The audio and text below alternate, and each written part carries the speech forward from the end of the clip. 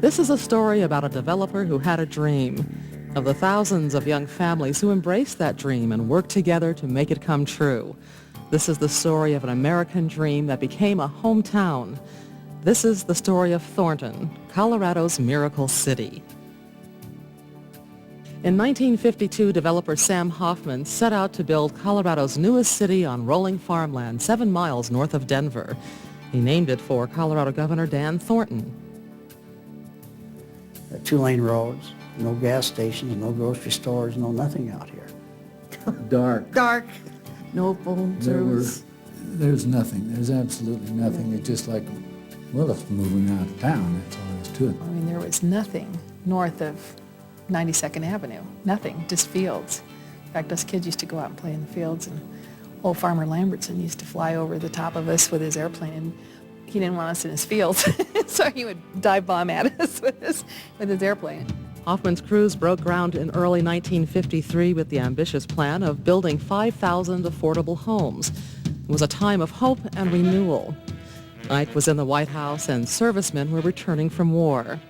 Thousands of servicemen had spent time in Colorado. They wanted to stay and raise their families here. They needed housing. There were no homes to be had. This was after World War II, right after World War II. And there was no construction during all that time.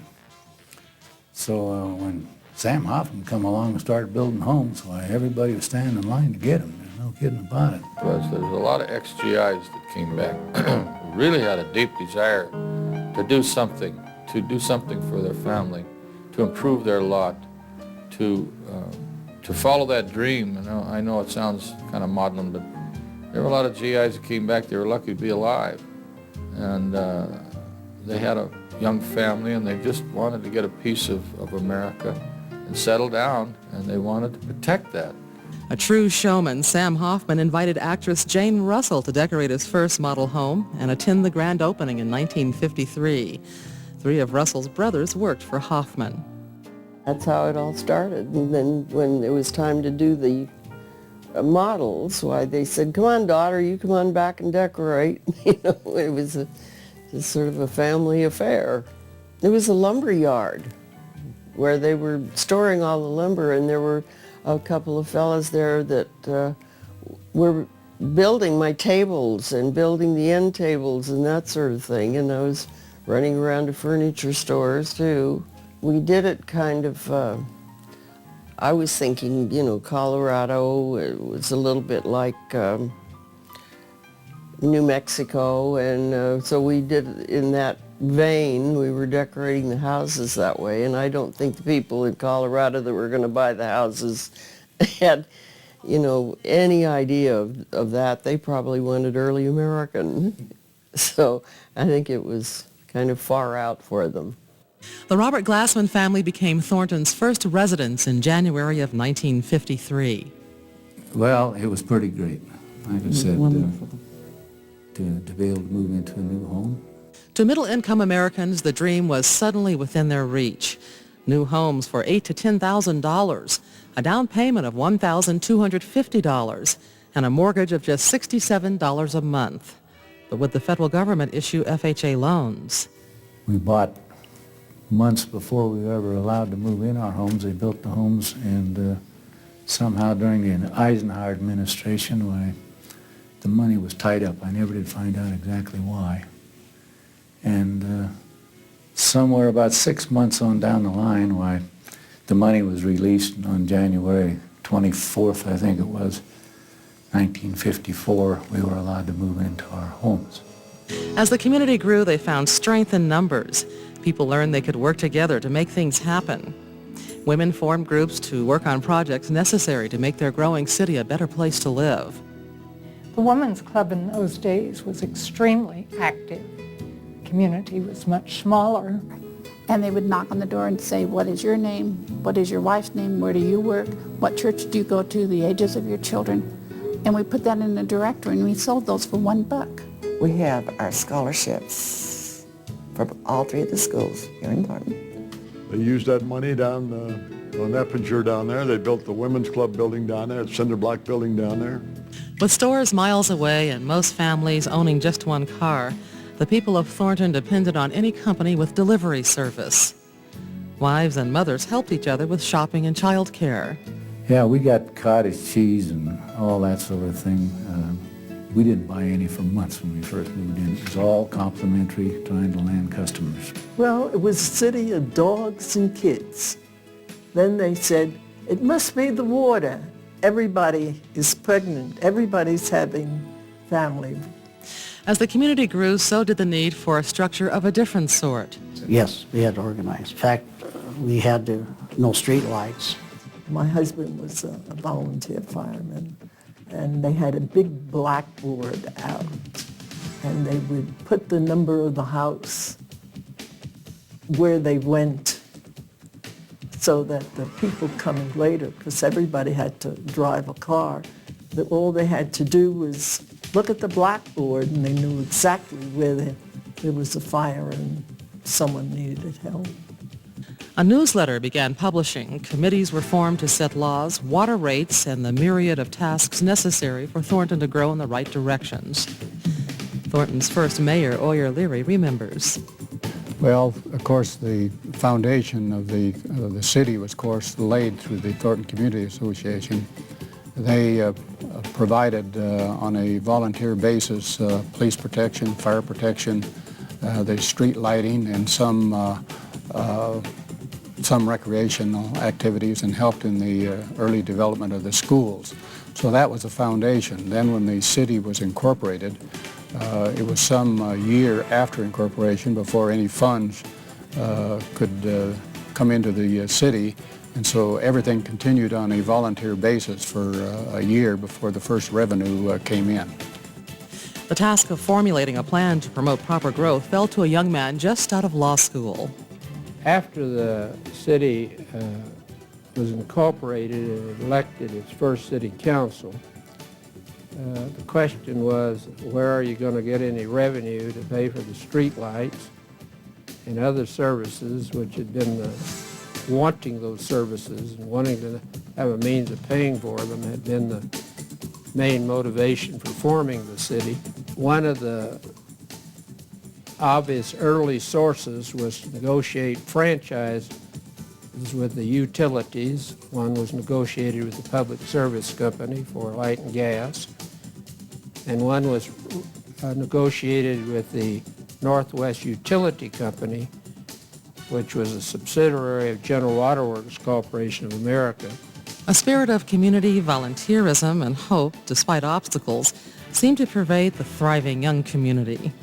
In May of 1956, the 2.5-year-old community incorporated, becoming Colorado's 11th largest city with a population of 8,640. There were trials to come. In 1957, after a bad winter, the roads began to cave in. Some of the homes, too, began to settle and foundations cracked. It was 2 years before the city could repair the streets.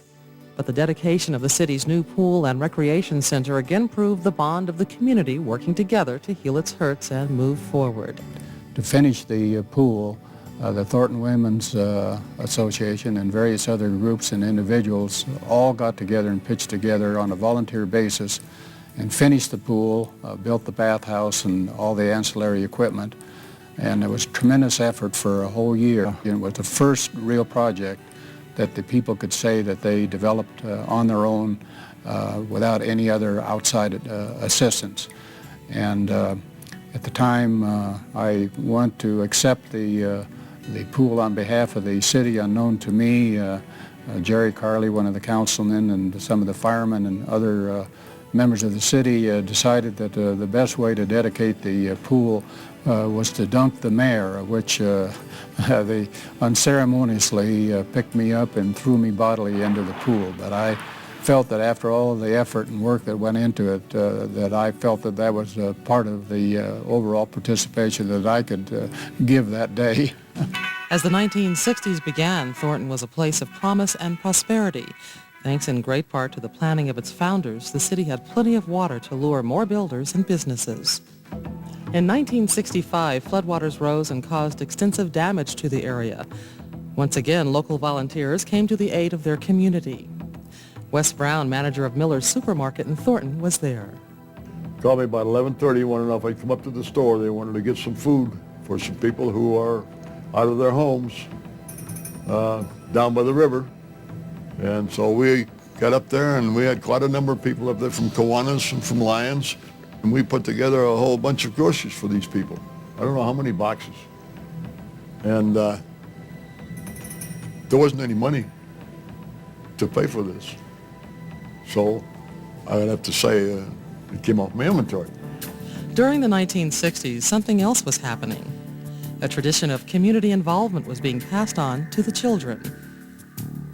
Well, people like my father, Henry Bowman, Don Bromley, Wes Brown, those were all people that were involved either on the school board or in the school activities, like booster club presidencies, those types of things. Thornton was really built in a spirit of volunteerism. And as a child growing up, I saw the adults around me who were involved in their communities, who cared about what was going on with other people around them.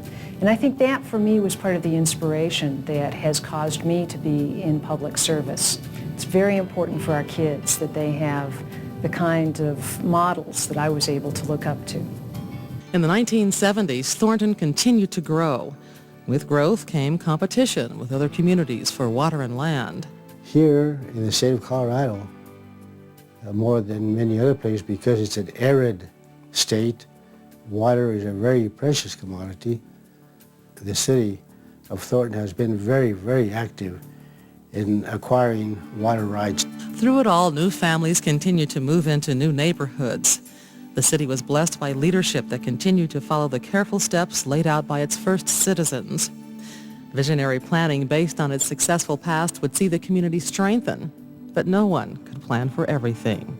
By far, the most damage is in Thornton. In 1981, the city was hit by a vicious tornado. 53 people were hurt, 210 homes were damaged at a cost of $10 million. In Thornton, older homes were hardest hit. Many roofs were torn off. We just had a new patio roof, or patio built over our driveway, and it took it right out.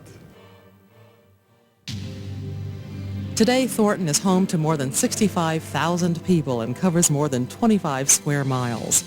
The once barren prairie land is lush and green with trees. It's a city built by men and women who rolled up their sleeves and worked together. 40 years of history for the city of Thornton, and I tell you, it's an ongoing history, and it was well worth the effort. We thoroughly enjoyed doing it, and they're still enjoying it. I can tell by visiting the council meetings and listening to their activities that they're carrying on. Yeah, from my standpoint, I have tried to do what I can to give back, and I know that definitely people like Tom Rapp and Jeannie Reeser definitely that's passed on to them. And we became interested in a program that the Kennedy Foundation had started up in the mid-'80s that was primarily school-based, called Community of Caring, and focusing on a school as a community, and can we change the dynamics so that it becomes a more caring place, so that the values of caring and trust and respect and responsibility and family are portrayed in the relationships. We said, this is great to do it in a school, but could we do it in a community? What I remembered was Thornton used to have those as sort of the unwritten values. It was sort of the social contract. In the good old days, everybody helped their neighbors. And the churches were the ones that took care of welfare, and neighbors helped neighbors, and we've got to get back to that. Neighborhoods know what they need. And not only the people that you're helping get blessed, but you yourself get tremendously blessed helping others. And I think our young people have missed a great deal of that. Proud of its past, rich in its vigor today, and eager for its future, Thornton, Colorado, the Miracle City, the city of planned progress, an American hometown.